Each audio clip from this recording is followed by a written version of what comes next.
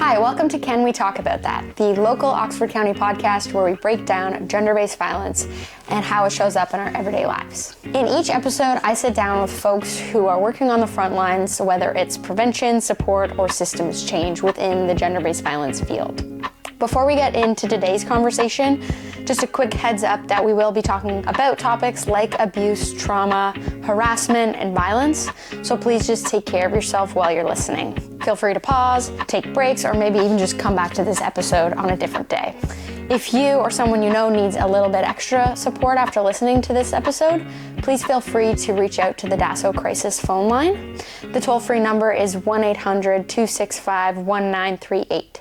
It is open 24/7, and it is free and confidential.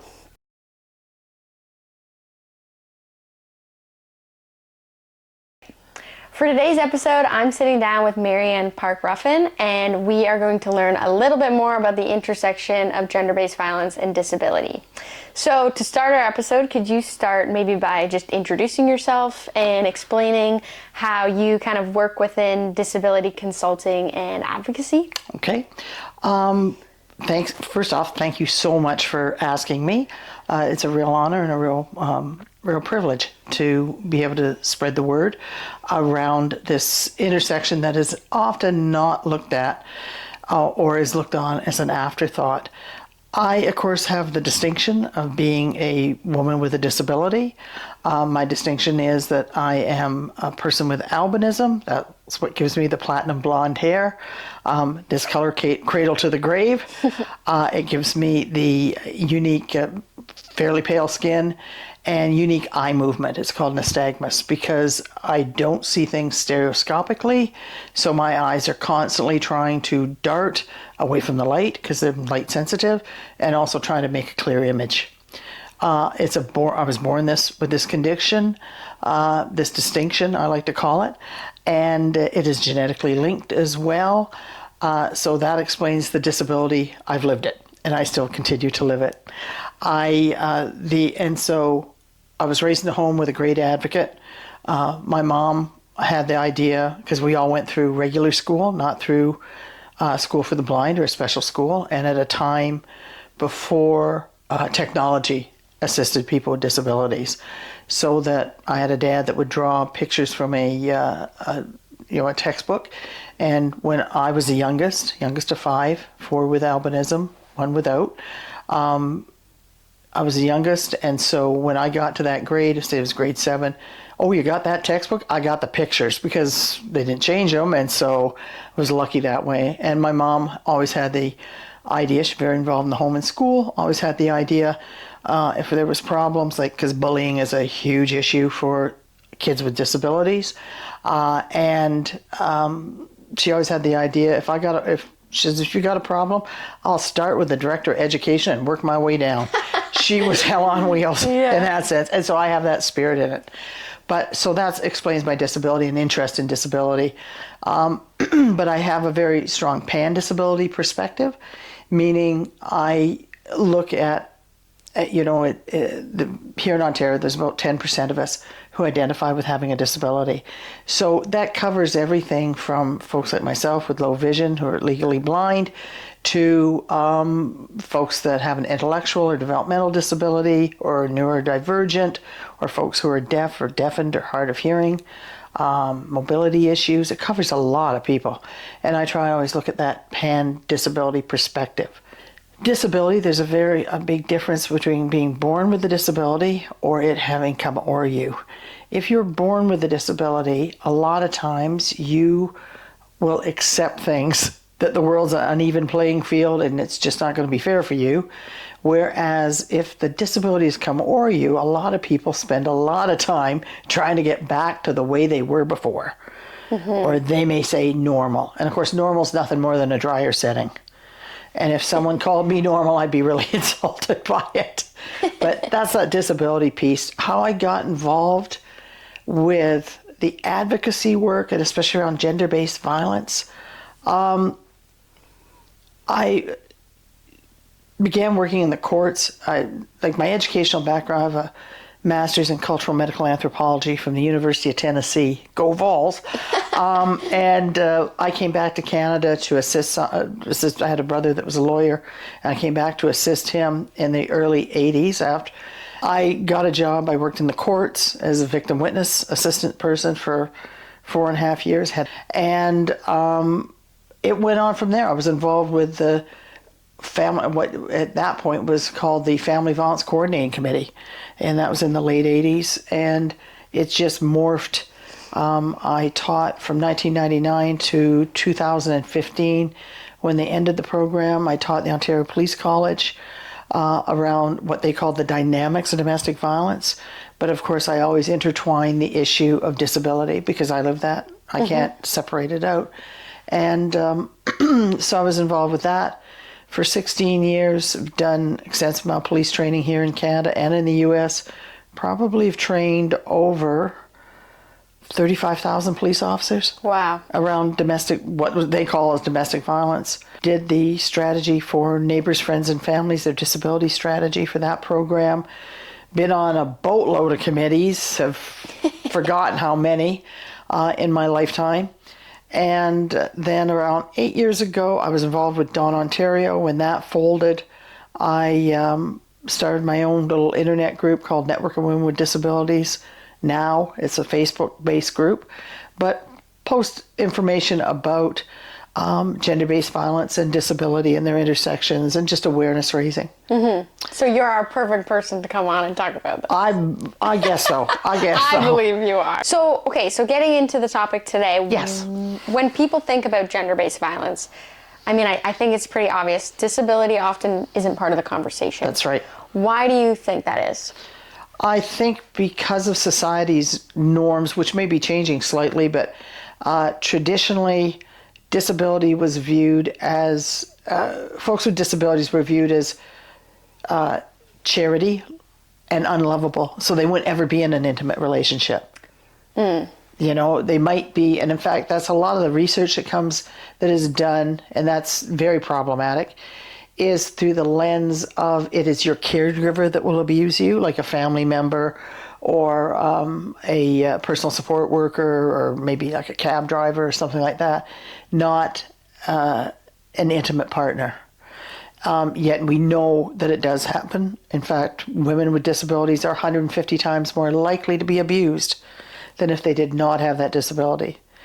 And this is not an intimate partner, but I can give you an example. For myself, if I'm someplace strange I'm unfamiliar with, I will use a white cane. Now, if you see someone with a white cane, the longer the cane is, the less vision they have. Mine's more of an ident cane, but it never fails. I can be on a bus or a streetcar, and if I have my white cane out, I'll get groped by somebody. I never fails. Now, I am usually dressed a bit different than I am today. I'm usually dressed pretty girly girl type of thing because I'm a product of the late 50s, so I'm a girly girl. And I have the ability to cuss like a sailor. And so someone inappropriately touch me, I will cuss them out like the rapper Juvenile. I got no problem being like just mouth like sewer. And it's like an electric shock. They can't believe that. I've yet to meet, but I'll meet someone eventually who'll be turned on, but usually it's that because they just don't, it's incongruent. They think, oh, that's a safe target because she won't know who's doing that. That's awful. My sister she was crossing, this is in Toronto, Yonge and Gerrard. She was crossing the street. She has less vision than I do. She has, and she is deafened. And she's a bit older than myself, but she has less vision. She had a guy come grab her purse, punch her in the face, and call her a nasty name, like a freak, and call her a nasty name, and take off with the purse. And of course, we go to the police, and one of the police going to say, well, what did he look like? Yeah. She could say what he smelled like and what his voice sounded like, but what did he look like? So wow, that is very problematic. Now, if you're in an intimate relationship, that's a bit different thing. But we have the potential of being where there's actual vulnerability. Yeah, we can't tell who's doing that, and we're perceived vulnerability. No one's going to believe you. Yeah. And that's what abusive partners will really cash in on, that. No one's going to believe, some of the myths that they most often will spew. No one's going to believe you. I'm viewed as a saint because I'm putting up with you. And you're not going to get anybody else. So you better, you put up. And you will see in intimate relationships where both partners have disability, usually the one that is abusive is the one that deals with the outside world. They may be the higher functioning or can see more. They're both blind, but they can see more. Or they are both deaf. And we realize that culturally deaf people, so folks where their first language is sign, they 7 out of 10 marry other culturally deaf people. So it's a very closed society, right? And with folks who are deaf, folks who are blind, many have that residential school experience behind them. Because it's important, just as residential schools for Native children, children with disabilities were forced to attend residential schools, right? And some of the punishments very similar to what were happened with First Nations kids. Like, you weren't allowed to see your parents. You weren't allowed to, at one point, you weren't allowed to vocalize, right? If you signed, that was good. But even more so if you vocalized, or if you, people tell the stories of having their fingertips sandpapered so they'd be better for Braille, to use Braille. Things like that, or being punished because you missed the toilet, because you just didn't see where the toilet was and you missed the toilet, and being punished for that. And I mean, here in Ontario, School for the Blind in Brantford, like Ross McDonald, and School for the Deaf in Belleville, but I know definitely the School for the Blind, have settled class action lawsuits because of the wholesale abuse that took place of kids that were forced to attend those schools. Wow. That's awful. I mean, even if, and this is not so much of violence, if you look at when my mother and father had my eldest brother, that was like 1948, so that's a long before time, but physicians said to my mom and dad, put him in an institution, forget you ever had him, because you won't have another. And then 2 years later they did, and then that brother died in infancy. My next brother had regular pigmentation, although now the way the genetics has played out with albinism, probably he does have albinism, but a different form than what we have. Then my sister came, and then it's like, no, you're not going to have another. And then I was the surprise 5 years later. And I always said to my mom, you should have another one just to sit and mow. And she'd say, no, we're not doing that. But so that attitude, that institutionalization is profound in how you're viewed, very viewed in society.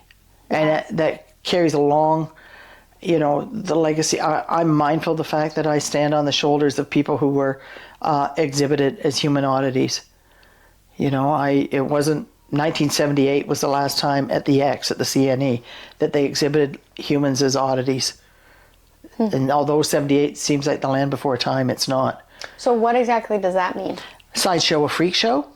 Oh. So you pay money to go see a person, whether they be eating or reciting poetry or playing an instrument, or just looking at them because they had, maybe they had an extra digit, or maybe they, for us, the big thing was because we're so white, like we're so fair, right? And people would come and take a look. Wow. So that kind of ended in 78? We got the Learning Channel now, so you can watch almost anything on there. Yeah. People exceptional, like big weight, like, it used to be like the fat lady, the bearded lady, the exceptionally tall man. I mean, in essence, if you look at disability, it's kind of interesting. One thing where that disability is rewarded is in professional basketball. People go and watch people that are unusually tall, and those folks are paid very handsomely for it. But it's still a sideshow. Yeah. It's still a sideshow, Yeah. But anyway, so disability has always been othered by society. And whether it be through institutionalization, like, here in Woodstock, we had the Oxford Regional Center, which was a huge dumping ground, in all honesty, for people with intellectual and developmental disabilities. And when it closed and was decommissioned, and it was closed because it was cheaper to support people in the community than it was in the massive institution. That was the reason why it closed. Wow. And I mean, even during the Harris era cuts in the mid-90s, where we saw massive cuts to social programs, developmental services were relatively untouched because a number of cabinet ministers in the Harris regime had kids that had intellectual and developmental disabilities. That's why. It wasn't that they had a conscience. Yeah. And sometimes with disability, that's what it is. You have to sort of know somebody, and then it really you really internalize it. Yeah. But I'm fond of saying that it doesn't, disability cuts across all genders, all races, all strata of society. Disability is such that it's not a secret club. Anybody can join. People are just a illness or a car crash away from being disabled, right? Yeah. Well, and I feel like you painted a really good picture of, we know that gender-based violence and people with disabilities, the rates are just higher. Yeah. So can we maybe shift and talk about, for people with disabilities that are experiencing gender-based violence, what are the barriers that they face in getting support? Sure. There's a few barriers.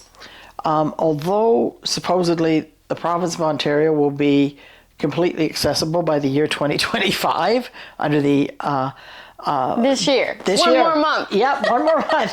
The AODA under the Ontario Disabilities Act. It's not. A lot of services, there may be a lot of staff, say in the gender-based violence field. Very few staff have done intense training on working with people with disabilities. So that you manage to get to the shelter. There's that transportation. That's a huge thing. And I mean, here in this county, if we see, and I realize the shelter will assist people in getting, but if you've left your life in Burgessville and you come to the shelter, but getting back and forth, and if you don't drive or have access to a vehicle, and now particularly with the intercommunity transit, that was a handy thing, and that's no more. But even if you get here, then as the person that you're dealing with, your intake worker, are they aware of what it means when you say, well, no, I'm deaf, or no, I don't see that? Do you have your forms in alternate format? I take a lot of medication, particularly mental health things. Some shelters, I'm not saying here, but some shelters are hesitant in taking if you take a lot of medication, right?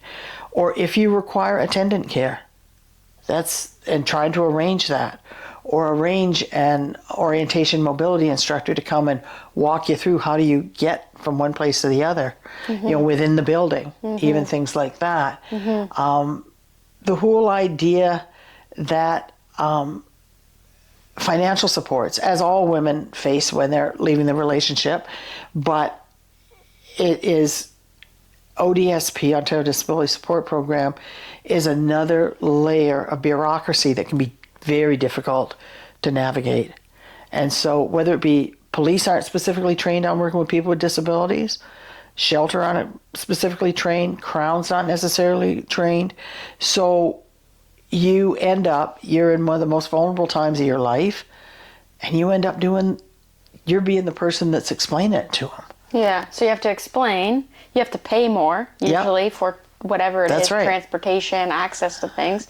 And you're facing gender-based violence. Yes. So not only are you facing that violence from maybe your partner, but you're also facing it from, the bigger system. You're traumatized, yeah. Because you think, say, for example, if, we are all influenced by what we think beauty and how people should look.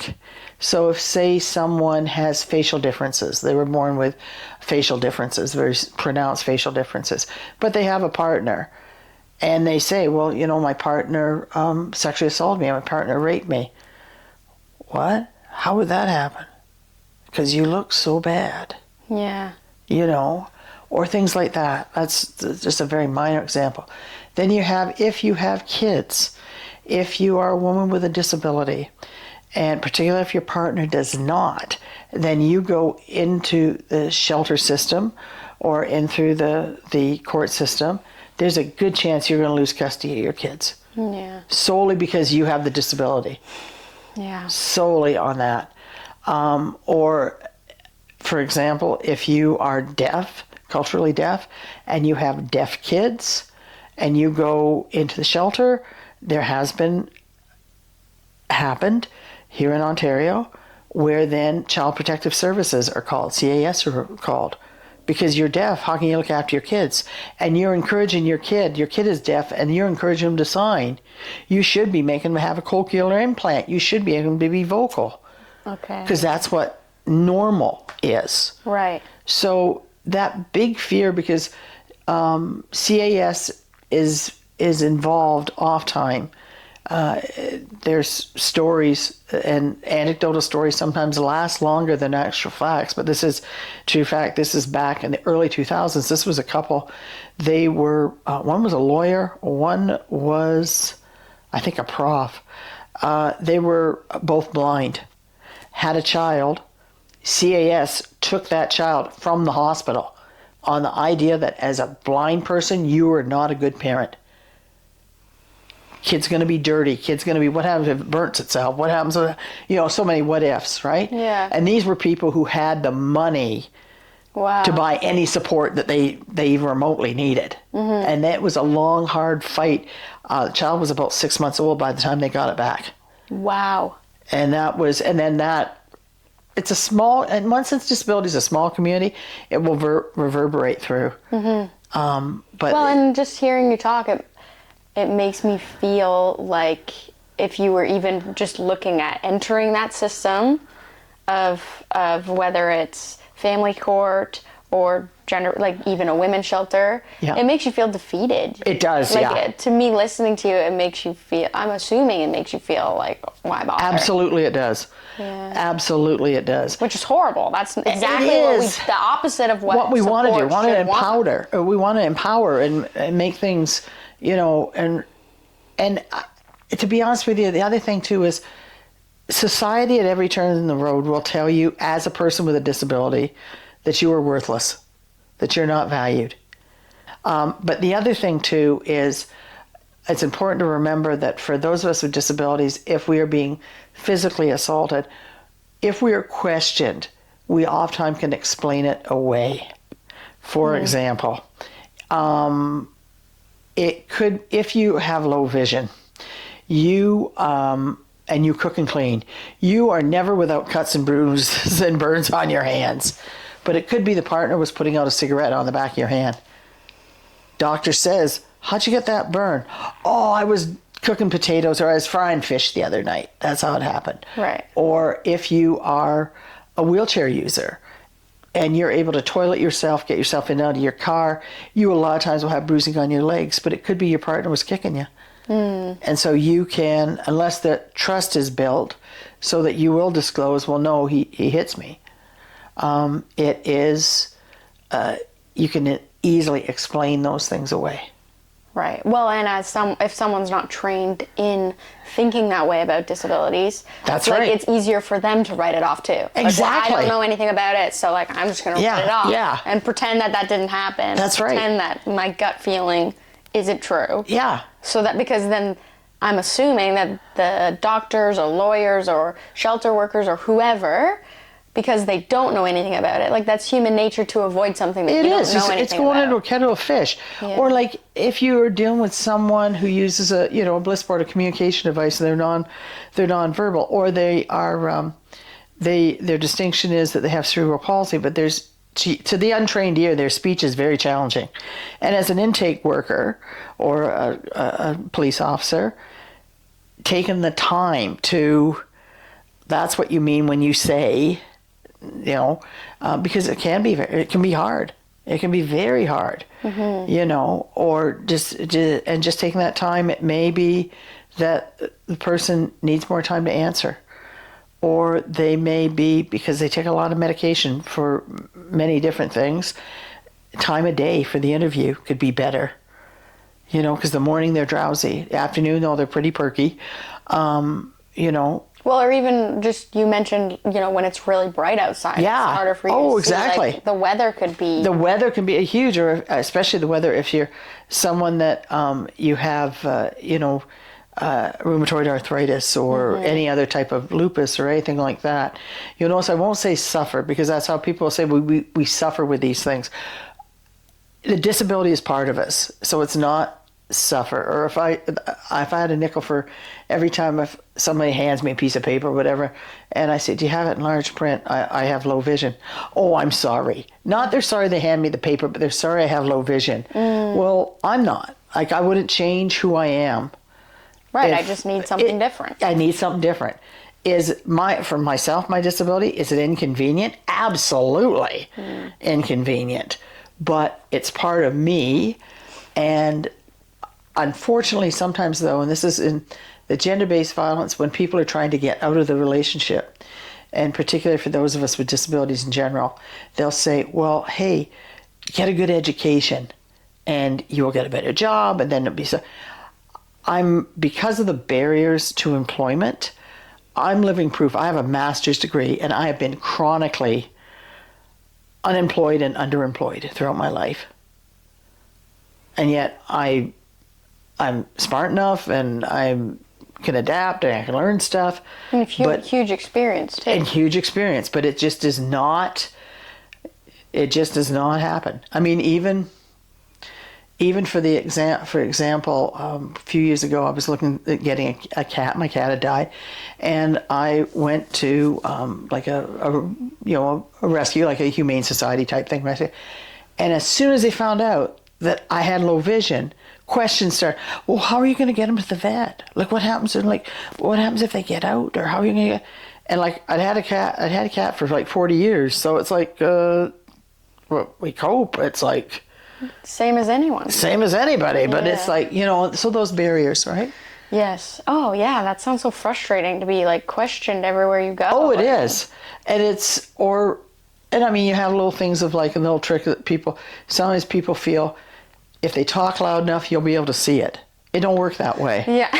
Like, increasing your volume does not increase the person's ability to see something, hear something, or understand English. Yet people feel that it does, right? Yes. But we see in the gender-based violence, oftentimes, as I say, it's emphasized on your caregiver, but there is that whole untapped, unresearched piece of where it is that it's your intimate partner. That is, whether it be same-sex partner. There's a bit more done on that work actually than there is done on where both are cis or heterosexual partners. Right. Right. That's interesting. Which is kind of interesting in the whole, and so that's something that really needs to be looked at and expanded. And this, as I say, it's all intertwined like braiding. Like, you can't pick it out. Well, did they do that because I had my disability, or did they do it because I'm an older woman, or did they do it because I'm rural, or what the hell? No, it's all intertwined, right? Yeah, that makes sense. And just as treatment services, or just as support services, don't receive the training and don't receive the full understanding, it's very siloed. Support services, say like Woodstock District Developmental Services, or regional support associates, those folks aren't necessarily trained in gender-based violence. They should be, but they're not. And then shelter staff aren't trained in disability services. Yeah. So once again, that silo thing in Oxford County, right? But Oxford is not unusual, and that is, those streams are very, and particularly now, like in the developmental services stream, a lot of times it's very patriarchal, right? Like, so that comes into play as well. So what suggestions maybe would you have for it, like if community services managers, let's say, are listening to this episode, any of them, CAS, Welkin, DASO, Ingamo, any of those services, what advice or suggestions would you have for them? Do training with your staff. And this isn't just I guess it is kind of a push or a commercial for myself, but do in-service training with your staff and make sure that training is pan-disability. That's really important that span disability, and have a really good analysis of it, right? Just as I mentioned when we were talking earlier, I mentioned some research is now showing that males with disabilities have a higher rate of being abusive than non-disabled males. And that is because of the patriarchy in our society of how real men are viewed and things like that. And so the control of women is really important to them. Very Just important. to kind of show that they're real men, that they're macho, they're real men, right? Because they don't have the outlets of sports, or they don't have the outlet of other ways. But you will see that just because someone has a disability, it does not mean they can't be abusive. Look at the South African runner, Oscar Pistorius, was convicted of murdering his girlfriend. He only has one leg. And it's like, well, how could that be? I remember there was a big thing, this a number of years ago, but blues musician by the name of Clarence Carter, who was blind. And his wife left him, and she was an actress, and I can't recall who she was, left him. And people laughed at her because she said, no, Clarence would hit me. And it's like, well, he's blind. How's that work? And I can give you people wouldn't believe her because he was blind. Right. Yet I've known I've worked with a few women whose partners have been blind. One guy would say to the wife, you come here and stand in front of me so I can hit you. And she was so controlled by him. And I thought, well, can't you move the furniture? I'll be honest, that was my first thought. Move the furniture, he'll fall, I'll be like, Yeah. And she said to me, no, the thing is, I tried that. I tried outrunning him when we first got married. And then he caught me eventually, and he beat me so bad. Yeah. I was in bed for a week. So it was way easier for him to I come there, stand, and I take the hits. Rather than feeling like you're going to make it worse later. Yeah. Wow, yeah. Well, and just that dismissal, like you're going through that abuse, and then if you bring it out into community, that dismissal of it. Yeah. Yeah. That absolute dismissal. Mm-hmm. And for, even if, say, someone's charged, prosecution, or they go to the PARS program, those things aren't accessible. So if you have a perpetrator, they're not necessarily accessible. Right. So then they're not getting the services either. So it's just a huge community, essentially, that's just... It is. Cast to the side. And unfortunately, in the disability community, a lot of services for people with disabilities, whether it be CNIB or Hearing Society or like a developmental services stream, and you say, well, your clients are in intimate relationships and they're being abused. No, they're not. They wouldn't be that way. He has, or you say, he has the mentality of an 8-year-old. Yeah, but he has the body of a 40-year-old. Yeah. So, yeah. And folks, we are all inundated with images, not just from TV and books and movies, but on the internet. We're inundated with images of how relationships are supposed to be. And so everybody wants to be loved, and everybody can mistake what that love is and get it twisted somehow, right? Yeah. And sometimes parents, particularly with kids with disabilities, even though they're still kids in their minds, but they are adults, and they're capable of doing not nice things and nice things, and being taken advantage of or taking advantage of somebody else. Yeah. Yeah. So thinking about, because I feel like we need to recognize, you've worked your whole life essentially being an advocate. Yeah. And it's not fair for people with disabilities to be constantly having to either explain themselves or question systems and try to change all the systems. That workload is an insane amount of work. Yeah, it wears you down. Yeah, I can only imagine. It wears you down. So what can we do as allies? Take training, learn more about it, but how can we kind of stand beside you? Well, I think one thing, if a person with a disability says, no, this thing's not accessible, say, yeah, you're right, that's not. Or be the first to recognize. Nothing feels better, as I can say I'm speaking from my own experience, from my own self. When I'm in a room and I've sat in a lot of different boardrooms in my time, and somebody points out that this isn't accessible, but it's not me that's pointing it out. That's a great feeling when that ally does that. Mm-hmm. That's a wonderful feeling. Okay. And so be mindful of like where your venue's at, what what material's being presented and how's it being, and it just be automatic that it be asked if anybody on a forum of how can we do you require, and I won't say special because that implies that it's not, it can be taken and given away, because it's not. It's just, how can we encourage your participation? Mm-hmm. A little thing like that. Yeah. Well, and there's some of the things are little, like printing off a large. Yeah, that's not hard. Or like, this is sort of a funny story. I'll be at a conference or whatever, and they'll have a feedback form, and they're telling it's completely anonymous, and then I get the feedback form in 22 point font, right? Like I'll get the real big long one. It's anonymous, is it? Yeah. You ain't gonna know, and then I will deliberately put something snarky down then.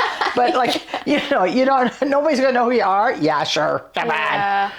Type of thing like that, right? Yeah, that's frustrating. Well, and something that I've heard too, thinking about like accessibility, is that when you look at things that have become more accessible, it actually makes it accessible for everyone. Oh, it does. Or more convenient. Absolutely. Or just better in general for society. Parents with strollers.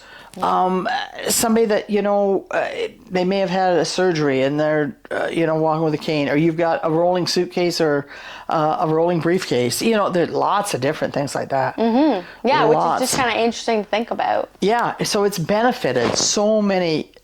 Closed captioning on tellies. There's something that's really, or descriptive video. I can't watch TV without captioning because I like it. But that's something that's more convenient for me, but I don't have a disability with. No, but it's a benefit, right? Exactly. It's an absolute benefit. So it doesn't have to be, I'm not even sure if people see it and consciously think of it as an inconvenience or cost or like for Oxford County to pay for blank to make it more accessible, but it actually can be a benefit for everybody. Here's a really good example of this.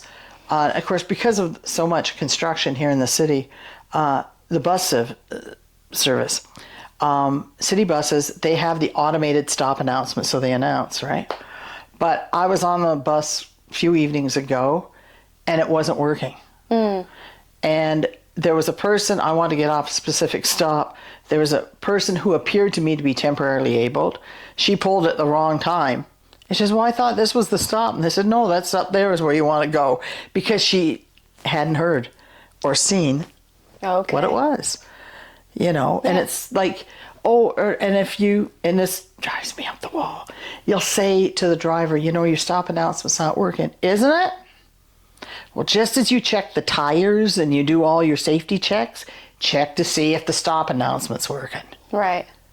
Yeah, so it's taking that extra step. Yeah, little. It could be huge for somebody. Especially when, like, and that's anywhere where you have wrapped buses because you can't see outside where the stop is, or at night where things are, and so you really do depend on those. Yeah, that makes sense. And yet I've heard people complain, why we don't need those. Everybody knows where they're going. It's like, yeah, maybe you do, but also our city is changing. There's lots of new people moving into the city. Oh, and the bus stops are constantly changing. They're constantly especially with construction. Yeah, but they are constantly changing. Like, our that could be a whole podcast on its own. Our transit system, but anyways, don't get me started on that one. But so it going back to sort of summing a bit of this up, is gender-based violence is prevalent in the disability and deaf community, right? And I make that distinction because, of course, folks who are culturally deaf will say to you, no, I don't have a disability. It's just I don't hear, and I'm culturally deaf. I'm a different culture. I'm not part of that disability community. But so for folks who with disability and deafness, we realize that we have higher incident of abuse. We realize that our resources are limited, so that to access a resource is a bit more challenging. To find somebody who understands what you're going through and can assist you and help you navigate the system, that's a real challenge. And then for accountability is a real challenge for someone that, even if they want to change, that accountability. And I know that someone, say from PARS, would say, well, we could make it work. I know you can make it work. However, it should be standard that it does work, that it's not an unusual thing.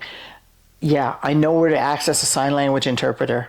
If I have a client who's coming in to do with group who prefers to sign, I know how to make any material that I have in large print.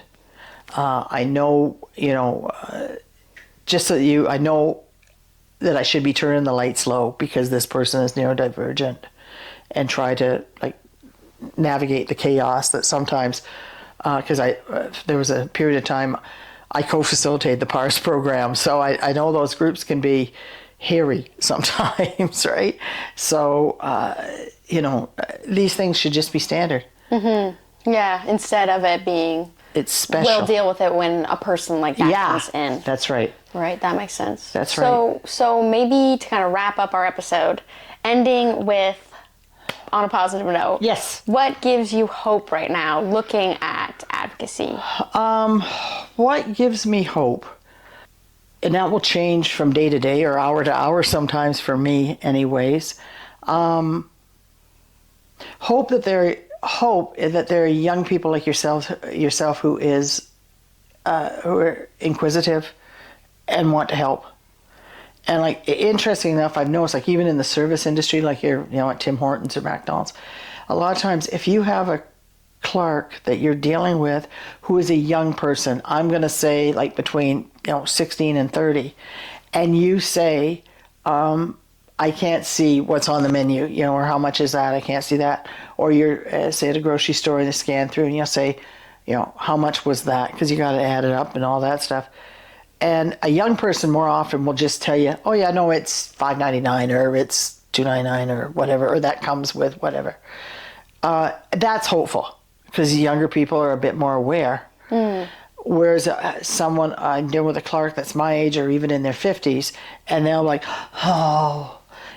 that it's such an imposition if you ask, or will point to the screen and go, it's that. I'm saying, I can't see it, that's why I'm asking. You can point till the cows come home. Yeah, right? That's so frustrating. And there's that mythical place of, it's over there. I don't know, over there is always cool, because that's where all the best stuff is. I never know where it is. But younger people, that would give me hope.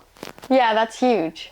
Well, and I hope that like you said, there's this trend of neurodivergency, and you can see that online that people are talking about this. Yeah. And I do feel like the younger generation is kind of talking about that, and even if it is for, ADHD or not necessarily someone who's blind, let's say. Yeah. But I think that is getting a little bit more encompassed in it, I hope. I hope. That is my wish. Yeah. That's my wish. Yeah. Well, you've given tons of information, and I feel like this conversation has been really helpful. So I'm hoping glad. People listen and they take what they've gotten from it. It's been my absolute pleasure, and I'm just so honored to be asked. Well, thank you. Thank you. Thank you so much for listening to this episode of Can We Talk About That?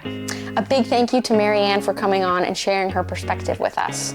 One thing that she wanted to touch on after we were done filming was that she just encourages, whether you're an organization or a company, to get more people with disabilities involved, whether that's on a board of directors or maybe an employee. The more we get them involved, the more information will be shared with your company, with your organization, as well as our community. If anything in this conversation brought something up for you, or if you need a little extra support, please feel free to call the DASO Crisis phone line. The toll-free number is 1-800-265-1938. It is open 24/7, it's free, and it's confidential. We'll be back with more conversations that help to break down how gender-based violence shows up in our community.